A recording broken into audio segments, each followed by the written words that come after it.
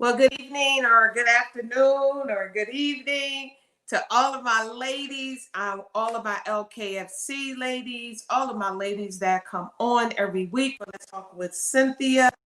Just giving everybody time to come on. As you're getting on, please just say hello. Make sure that you're sharing. I just want to hear from you. We have a special guest that's going to be with us tonight, and I really want you to start preparing your questions. If you have any questions, I need you to start writing them down.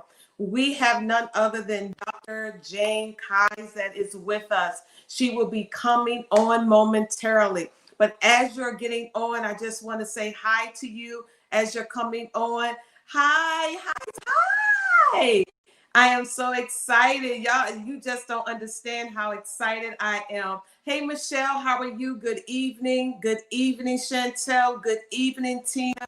Man, we've been waiting for this opportunity to be able to glean some wisdom and get better understanding. And tonight is that night. Well, good evening, Sister Linda Brooks. I'm so glad that you're able to be on. Right now, this is what I need you to do. Share right now. Get everybody on. You don't want to miss this opportunity. And I definitely want all of you to get your questions ready. Get your questions ready. We have the co-author of Discover Who You Are. She has wrote 20. She was co-authors of 20 books. I'll share a little bit more about her, but let me say this. I want all of you to be able to take notes tonight, to just hear from someone who can give you some answers. I am grateful. And one of the things that I shared with Dr. Kise is this. I am grateful. A lot of writers never get the opportunity to hear the impact of their books. Whether you don't know, let me tell you, it changed my life. And I know just hearing from her tonight is going to do the same for you. But as people are coming on, I just want you to say hello. Hello, everybody. I see you getting on. Make sure that you're sharing right now. So I'm getting ready to bring Dr. Jane Kise on. And now y'all know what we do. Now, when I bring her on, I need y'all to say hello. And we are going to get started for tonight. So let's welcome to the screen none other than Dr. Jane Kise. Woo! I'm excited. Thank you. I've missed live audiences, the pandemic. So it's nice to have a little bit of cheering. Yes, we are so grateful that you made the decision to say yes. We are so grateful that we have you on, where there are these women that come on a weekly basis. The level of women who come back and watch our rebroadcast. It's hundreds of women who come back and they look at these videos, and we are excited. Let me tell you, you have people saying they're excited.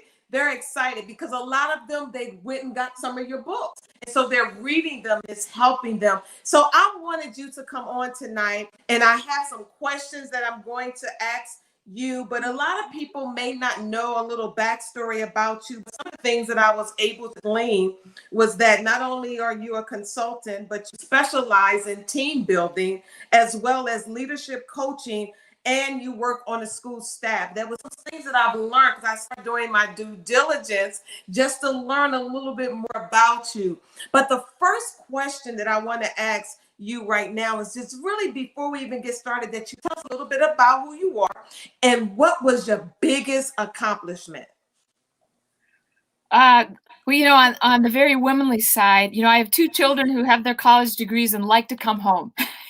So, I don't want to make light of that because, we all have to decide for ourselves what the best mix is on everything. And we, want to come ashore with all of the cargo that we want to have. So, that and, my husband of 39 years is something that we've tried to, keep going even as we work on things. And, my mission from when we had to write our mission statements and writing life keys is, to help people find who they are and then give them the tools to make the most of that. It becomes sort of a catchphrase to fulfill your potential. But boy, if everybody in this world was actually using doing what they were created to do in alignment with what needs to be done, where would we be? We wouldn't be where we are. And so every time we hear from someone who's actually been able to do that, whether it's, a leader I've been coaching or someone who went through a workshop,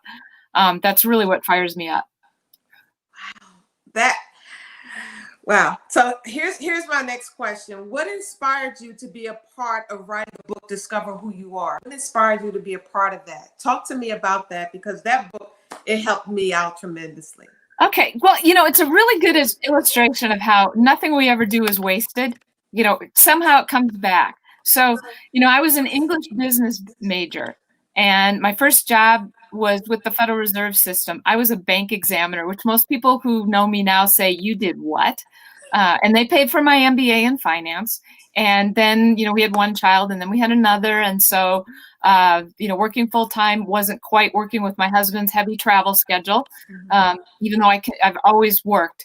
And then one of my old bosses said, "Why don't you come on and consult with me?" And so that's how I got started in consulting and team building and strategic planning. And then it wasn't working between we two women. We had the same gifts, and that doesn't, she needed someone who did something else. And so I thought, well, I could use my English degree. I could start writing.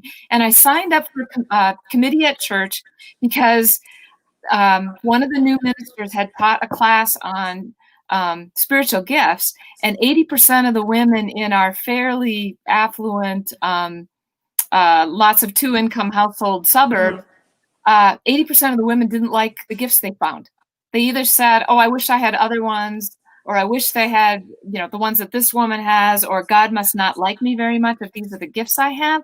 And the minister said, "I'm never using those materials again." And he tossed them aside, and he passed around a yellow pad, and I put my name on it because he was a published author, and I found out someone else on the committee had written. And so I thought, well, this would be a good way to get experience, and there's got to be a better class, and I know how to facilitate. And so that class that we developed became Life Keys. And I think we were just teaching it as a course. And the first time we did it, the minister said, "Well, let's have all the deacons and elders take it so that we've got someone there." And the other person who is a published author, have you ever taken the Myers-Briggs, the MBTI, or something like it? Yes. Okay. Well, she'd already sold, Sandra Hirsch, who's one of our co-authors on Life Keys, she had already sold like 1 million copies of a book on the Myers-Briggs back in the 1990s. She was one of the early adopters. And she happened to go to, she lived across the street from the church.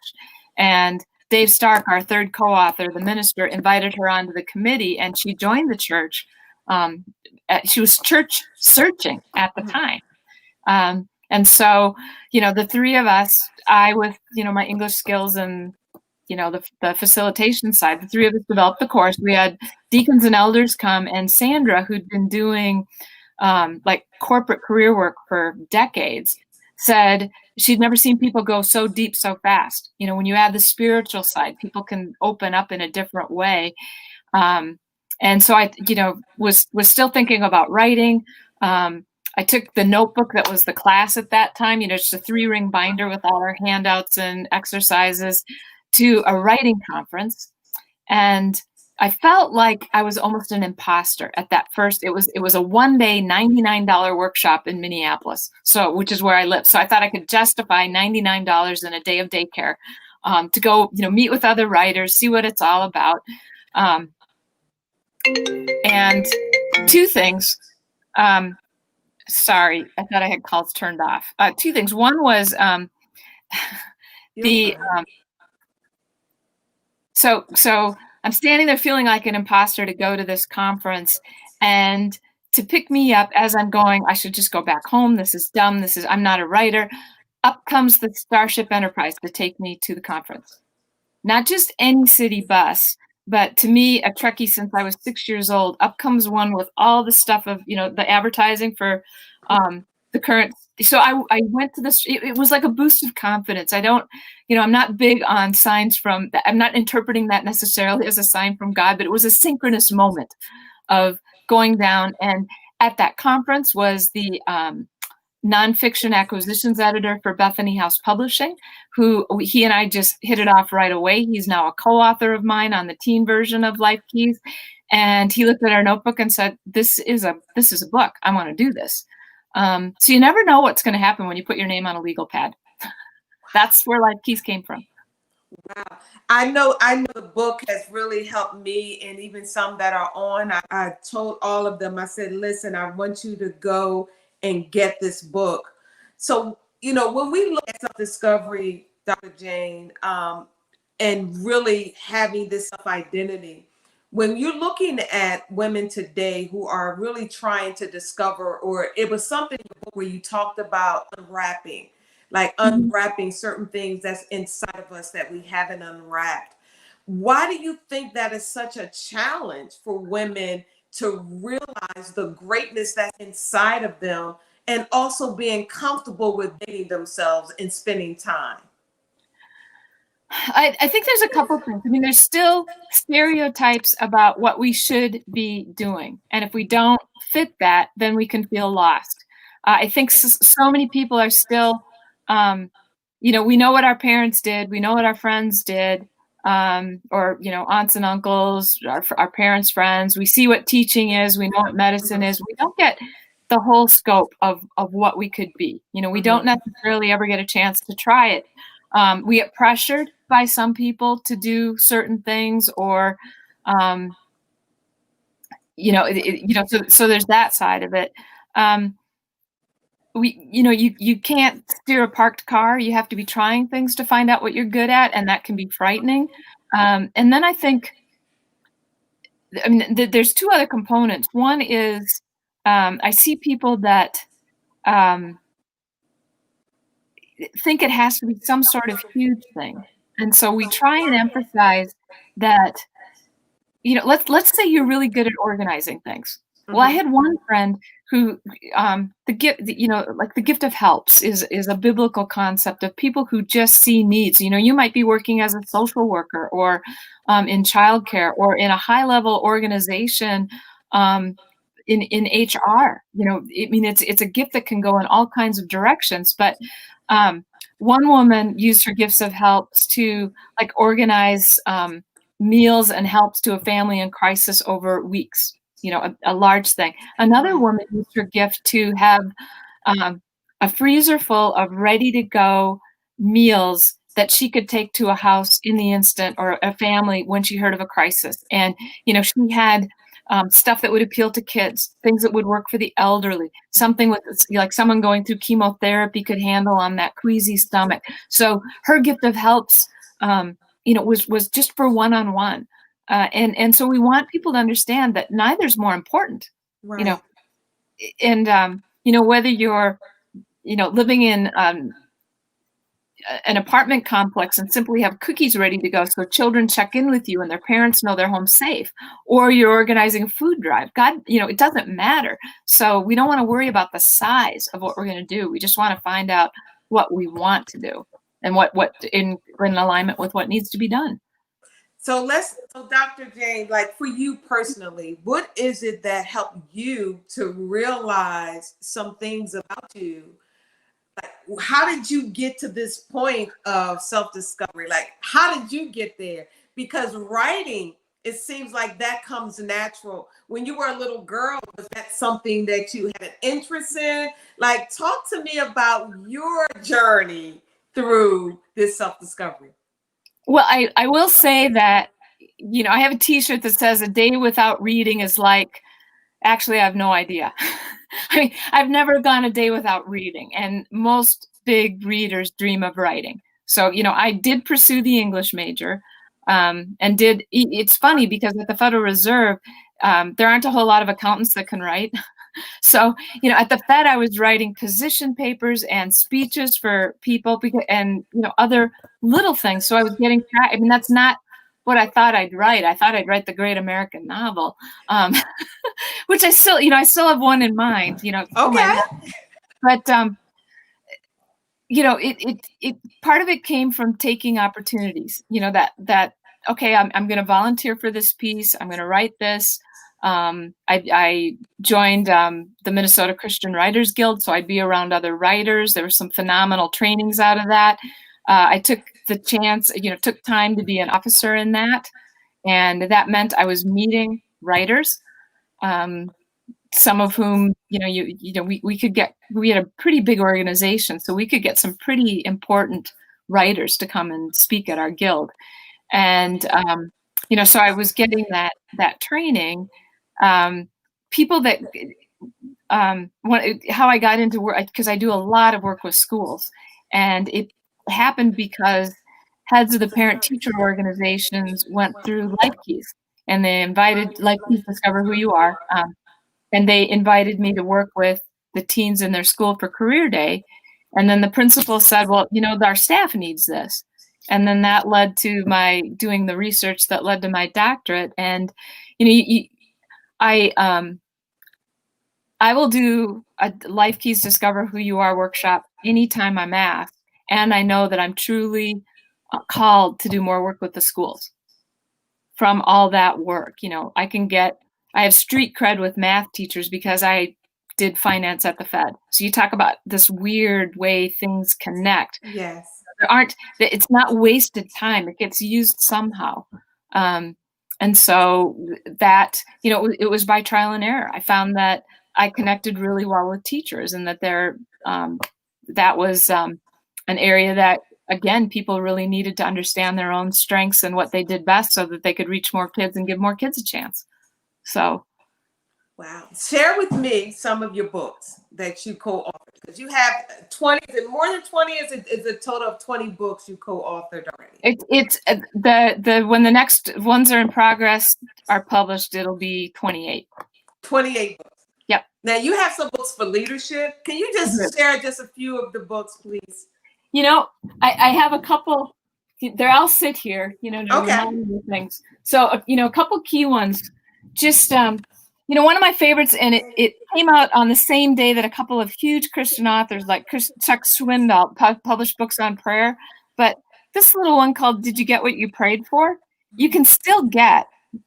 What am I doing with my camera? See it. I can see it. Very good. Perfect. And it's like 30 short stories, and it gets at, God doesn't always say yes. Sometimes we want, it's a really, and even biblical, God says no. Sometimes God says maybe. Sometimes God says I have a better plan. And my co-author, Nancy Jo Sullivan, was asked to write a book on prayer and how wonderful, like the answer is yes. And she said, I have a daughter with Down syndrome. Mm-hmm. No matter how hard I pray, that's not going to go away, and so it's not a good book if it says everything will be fine. And so we had so much fun collecting stories from all kinds of people who found out that the answer they got was the one that was the right one, but they didn't know where it was coming from. So it's still one of my favorite books, and we had a good time working on that. Leadership, I have a book called Intentional Leadership that's generic for any kind of leader. And my idea was so many mid-level managers or 30-somethings are going into leadership, and yet their companies aren't investing in the kind of coaching they need yet. Okay. And so it's a self-coaching book. And if you really use the process, what I can say is, when I coach people with the process, they come back and say, can we do that again? And you end up with, maybe the best thing is to just show what I'm coaching people toward is an action card. And again, this is just a simple little thing that's not showing up very well. Yeah, I can see it a little better right there. You have to get a goal that's just 5 to 7 words. And then you sort through 40 priorities. They're not values, because values are fairly stable. But when you switch roles or switch leadership, even you're leading a different group or toward a different initiative, what you need to focus on changes drastically. Right. And so you're sorting and finding just the top 3 priorities if you're going to be the leader you need to be to make progress on that goal. And then you have to figure out why it's so important, because you're 90% more important to meet that goal, or to reach a goal. You're 90% more likely to reach a goal if you know exactly why you chose it. And then you have to measure.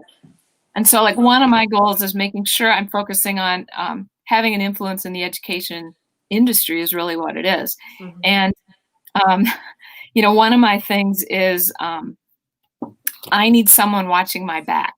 because I believe everybody wants to teach the world to sing in perfect harmony. So when I'm going after a partnership, I'm only seeing the good side.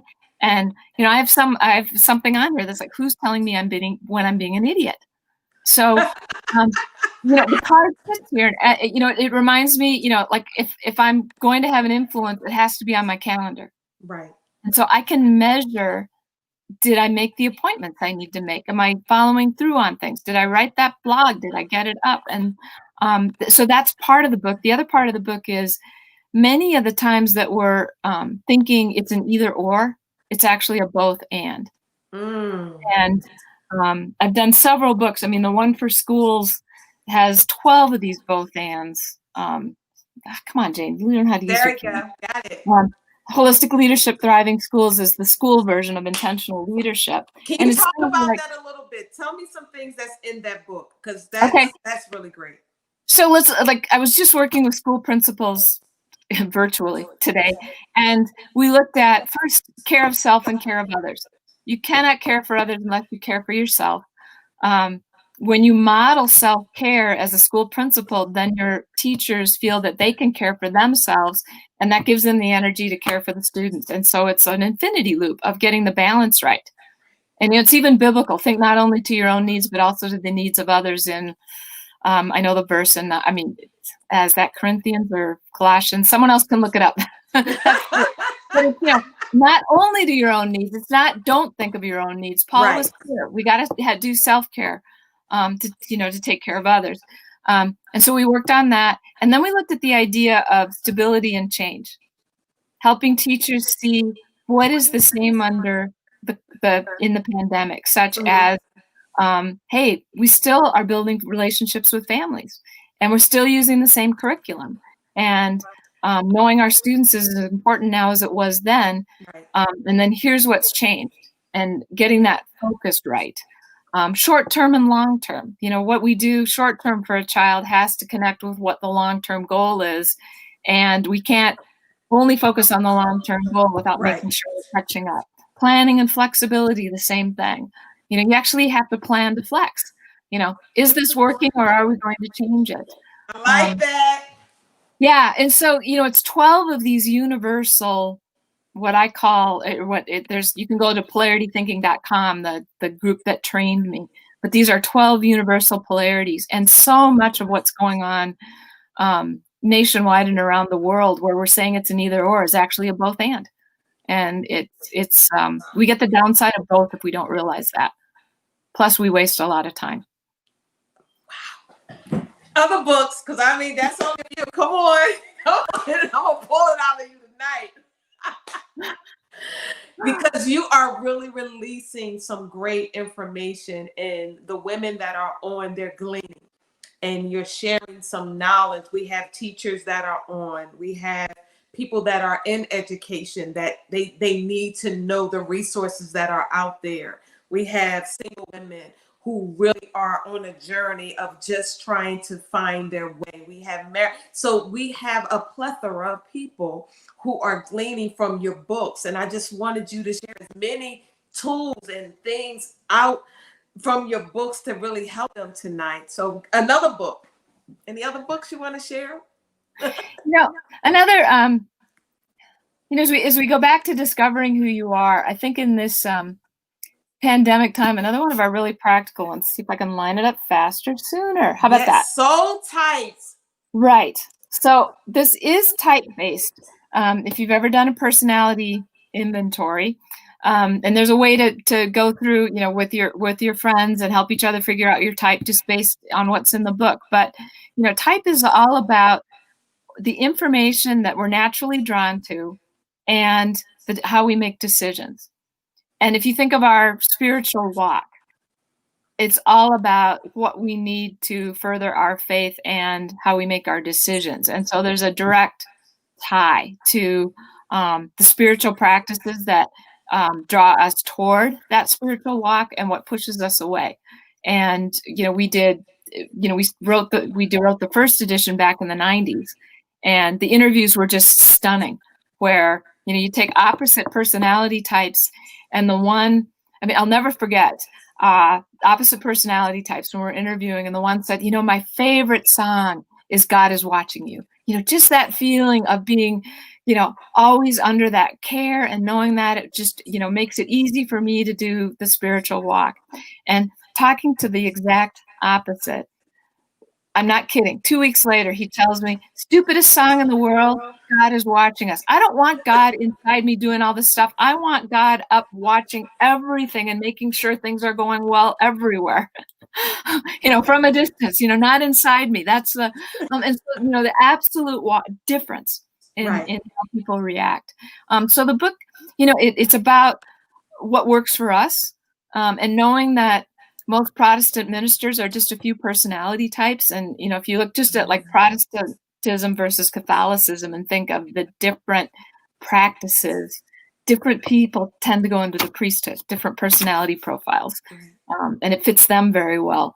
And so they're often just, I love doing that workshop with ministers, and frequently we would have a cross section from, I'll never forget a workshop we did where we had Catholics, Protestants, actually Jewish, a Native American spiritualist, and some that were more from the evangelical frame.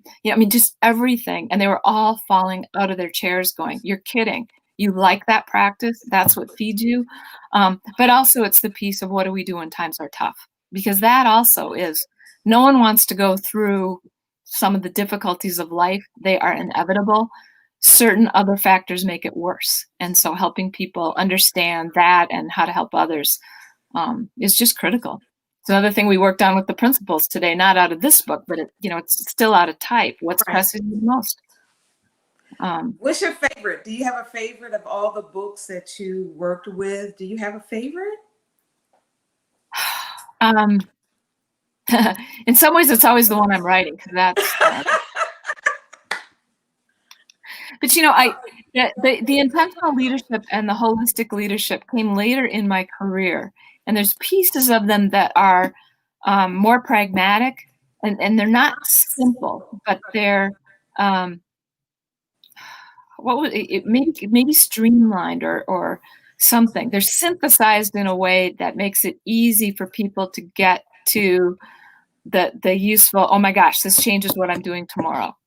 And that's really, that might be in both of them involve stories, especially the school leadership book. I interviewed some of my favorite school leaders, and their phenomenal leadership is front and center in the book. So that makes it very, very fun for me too.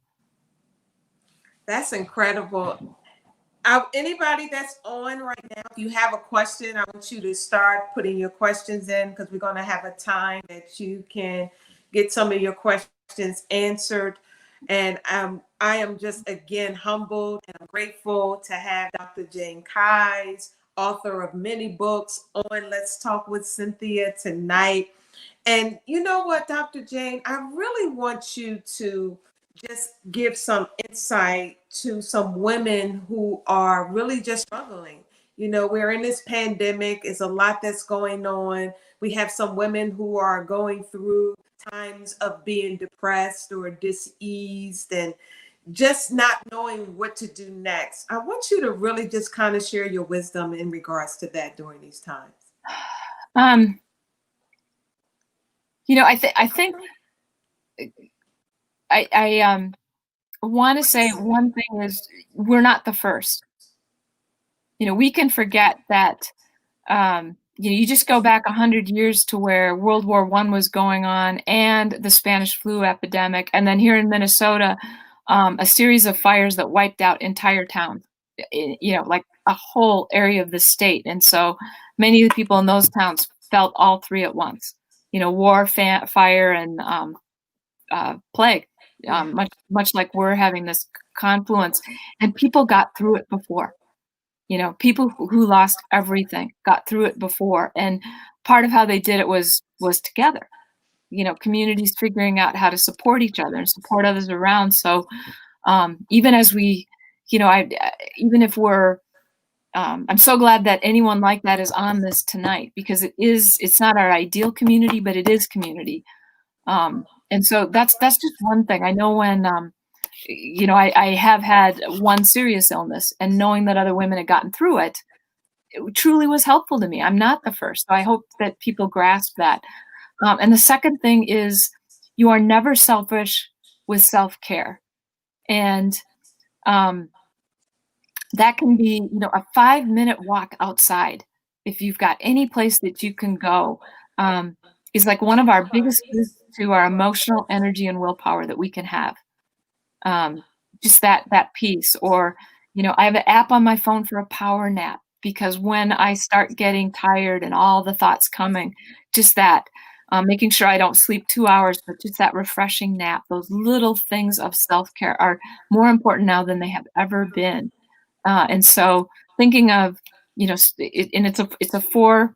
like a four-legged stool with spiritual needs, not letting go of that. Our emotional needs. Do you have someone that you're chatting with that's helping you with all the emotional side of things? The physical, it does matter what we eat, what we consume, how we exercise, and then physical, spiritual, emotional, psychological. If it truly is, you can't get yourself out of bed in the morning, where can you go for help? Because we shouldn't be ashamed when we can't handle this on our own, That's is great. another key piece. That's great. I have a few questions. I'm going to put the questions up on the screen so you can get an opportunity to read them as well as answer them. Here's the first question for you. So how do you distinguish between connections, opportunities, the ones that may be the stepping stones in discovering what you should actually pursue in your life? I always, there's a line in our book, is if you start with what you do well, and you pick up on something that meets your values, as in, hey, this is a good cause, you can't be far off from what you're supposed to do. That's truly one of the key pieces. A lot of people think of discovering either who they are or God's will, or however you want to talk about it, as like they're on a tightrope, and they've got to just keep their balance, or they're going to fall over and it's all over. And someone shared that it's more like water skiing. You may never have water skied, but I'm sure you've seen pictures. You're holding onto a tow rope. Someone else has the control of the motor. You've got all this fun going in and out of the wake. And if you fall, the boat comes back around and picks you up, and you get to do another one. So even with jobs, I keep going back to, I worked at a bank. I was a controller. I can't even believe I did that, and yet I'm invited into high school mathematics classrooms to work with teachers on helping their classes meet the needs of more kids, because I've got the street cred from having worked in finance. So, and I always hear more stories like that, whether it's, oh my gosh, I know how to reach these students because I had this job, and many of them have to have that job, or, whatever it is. So nothing's ever wasted. Excellent. Very good. Here's another question. Are journals a way of smoothing the pathway of thoughts? Yes. There are really, I can't name one off the top of my head, but there are some really good books that help you journal productively. And there's really no wrong way to do it. I know I've used it sometimes, like when I was ill, it helped me vent some things off to the side that I really didn't want to vent to anybody out loud, for example. It can help me work through things I'm trying to decide and getting the facts straight. It can be helpful in that way. It can help me remember, I have a very simple daily journal. I just list what I'm thankful for and make myself come up with those things. What do I need to apologize for, or don't want to do again? Or we want to talk about that. And then things I'm looking for guidance on, or things I know my friends are looking for guidance on. And so it's just a simple check-in that has also been really powerful. So, a journal, it's like, what do you want it to do for you? And yes, it can be a great way. We encourage it. I think the current edition of Life Keys has several reflection questions that help people do that. Here's another question. Does Dr. Jane have a website that lists all of her books? Yeah, janekise.com. JANEKISE.com has all the current ones, and most of them you can get on Amazon. So Awesome. Very good. Very good. Any other questions? If you have any questions that you would like to ask Dr. Jane Kise, you have an opportunity to do it right now while we still have her. And I am grateful. Let me talk to you about, and this is a sidebar. I'm adding this question because we have some writers that are interested in writing books. Like, for example, myself, I've written 2 books. I just recently read a book called The Second Voice, Turning Down the Voice of the Enemy so that you can hear the voice of God. There are a lot of women who are really having a desire to get their stories, their narratives out, and they want to start writing. What are some of the tools you can share with them in regards to that, being that you are a successful writer? Well, number one is you have to write. So figure out what you want to write. There are some amazing, I have, if you wanted to write fiction, I have a book called What If that has dozens of writing exercises. And whatever it is you want to write, you can go to your, online to your library now. But, there are some really great books that will lead you through all kinds of things. There are virtual writers conferences, and some of the Christian ones are very, very reasonable. And if you can ever go to one in person, I mean, I have heard, just for example, one of the authors, 2 authors actually, that gave me so much of the knowledge that I use were John and Tib Sherrill. If you've ever read The Hiding Place about Corrie ten Boom hiding Jews from the Nazis, I think their books have sold 50 million copies and no one's heard of them because they ghost wrote for people like Corrie ten Boom. They also have been guidepost writers from when the magazine Guidepost was founded. And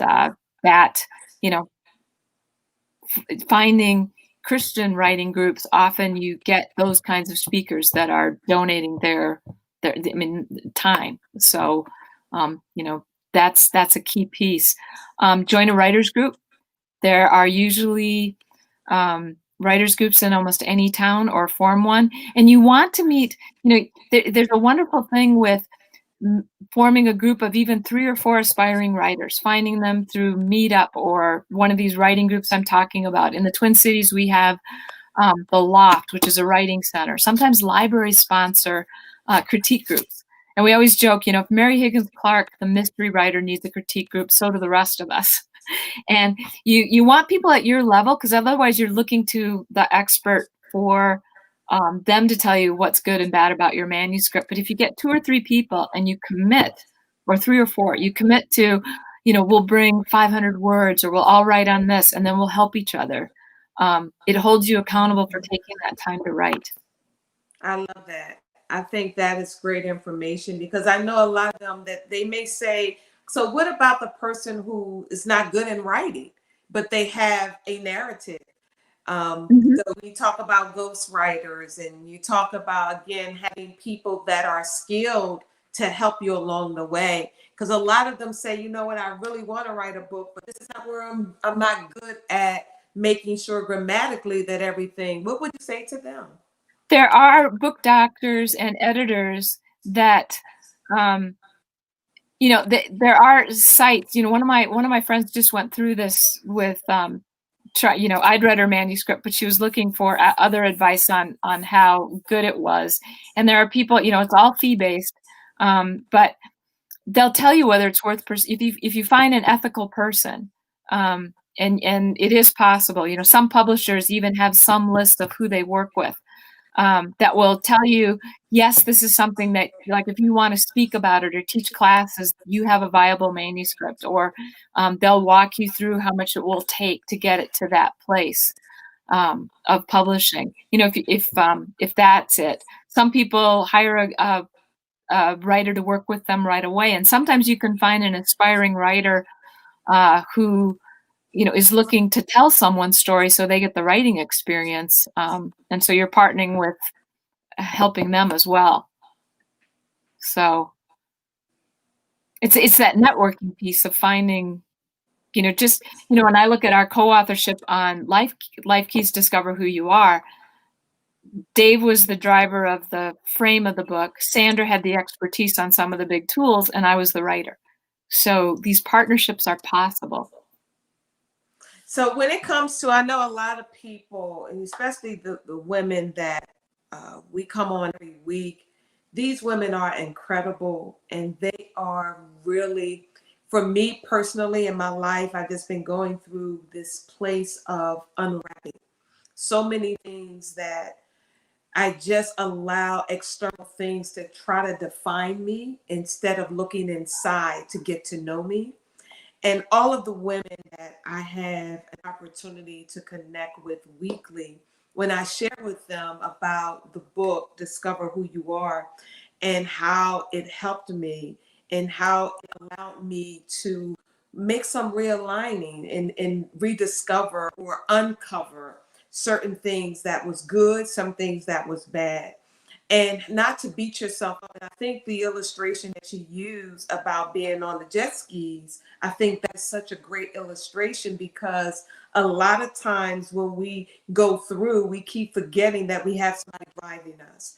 And I think that was so profound that you shared that. But before we kind of get done tonight, I wanted to really just have you leave some life keys for the women that are on right now. Say, hey, if I can leave you with 5 life keys to help you to get to your next place, these are the 5 keys that I would give you. And the reason why I chose 5 is just because of the grace of God. Because God has given us his grace and his grace for us to move. What is 5 things that you would share with these women that are watching tonight? Well, I think without making it sound grandiose, I think there's a piece of figure out what it is you'd like to see change. And it can be simple. It can be something like, wow, I wish every child in my neighborhood has a safe place after school. Or wouldn't it be cool if grocery shopping for seniors was simpler? So that it was easier for them to have nutritious food, even if they have trouble accessing it. Or it could be, man, I really am interested in great dental care for everyone, which could lead to a whole line of careers. It's like, don't worry about the size of it. What is the thing you'd like to change? Is it some little thing? Is there a way to connect with people that are already doing that? So, I mean, what I'm really saying is, what's the passion first? Right. I know one of our people was an accountant at a huge firm and hated it. And then when she realized she could go be an accountant at a children's hospital, it changed her life. And I think that can be true of any job, whether it's, I really like to see healthcare improved, and I don't want to become a healthcare provider, but I could work in that system. I could be, the best receptionist ever. I could be, all the things you could do I could go back to medical school to working at some lower level. Figure out what it is you want to do, and then stop worrying about the size of your contribution and figure out what you could do in that field. I think is huge.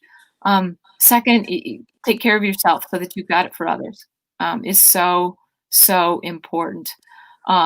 Even the single parent who seems like she has no time. One of my favorite stories is from the book Switch, How to Change When Change is Hard, and needed some exercise and said, there's no way. I've got 3 kids. There's no time. And the writer of the book, it's the Heath brothers, said, well, could you march during a commercial while you're watching the evening news? Just march in place. She said, I can do that. And then the next night, she marched during 2 commercials. And the next night, she marched between one and the commercial and the next. So 5 minutes of exercise. And finally, she was marching from the start to the end of the news. That was her 30 minutes of alone physical time, even though she had no time. So take care of yourself. And, the answer to how is yes. Figure it out. That's 2.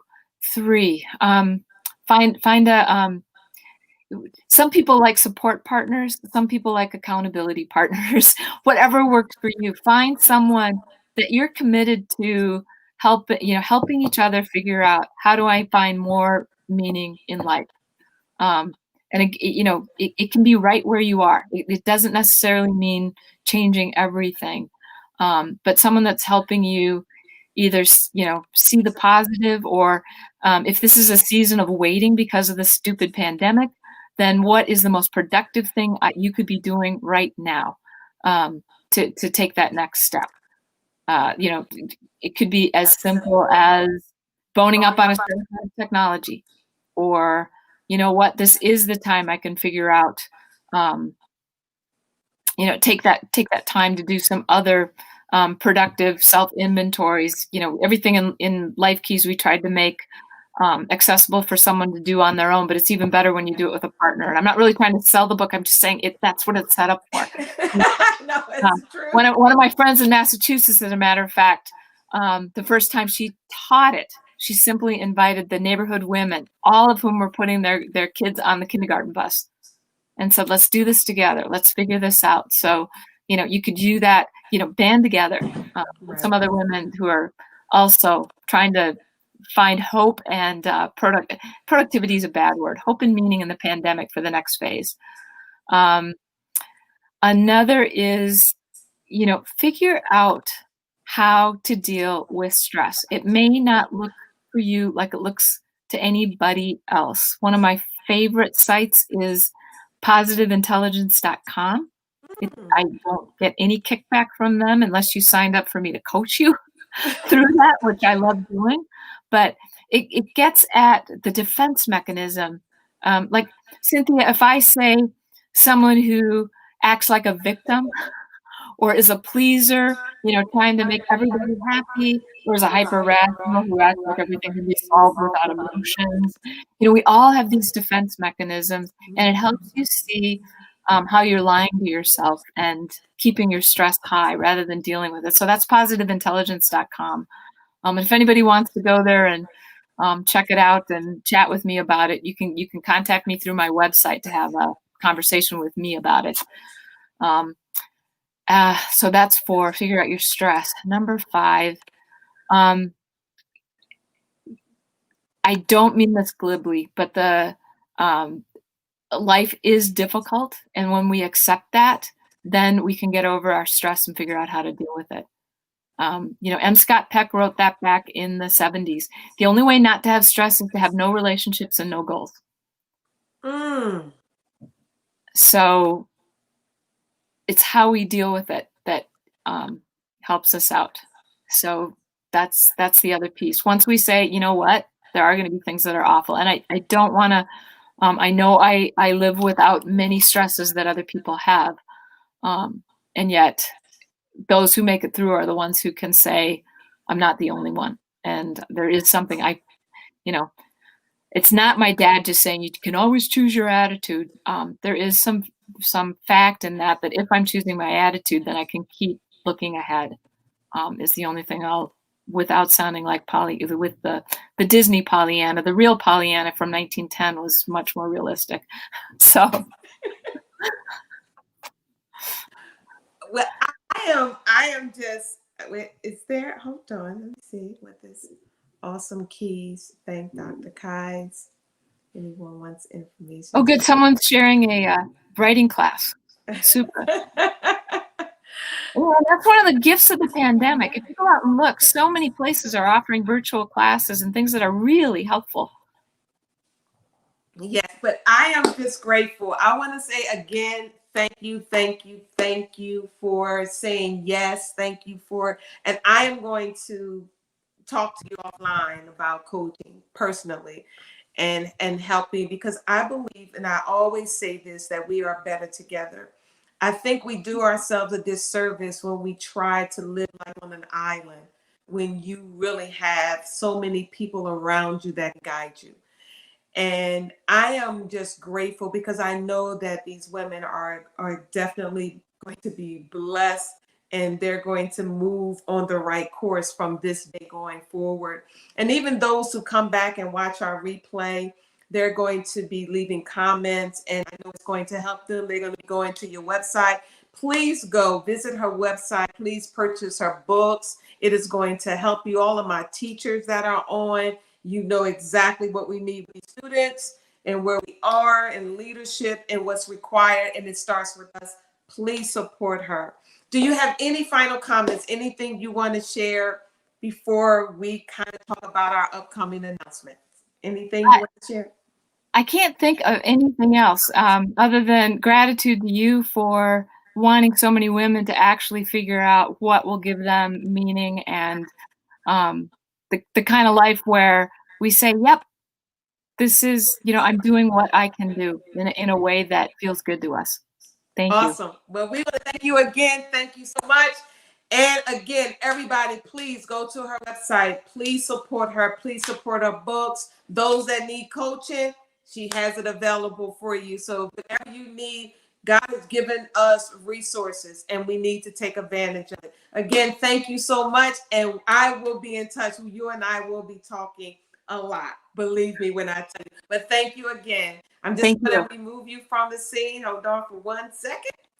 Oh, was it incredible? How many of you really enjoyed this time having an opportunity with none other than Dr. Jane Kise, co-author of many books, educator, just gave us a lot of people. I see. I'm just putting thank you. They're saying thank you to you. I enjoyed you sharing the information. Thank you.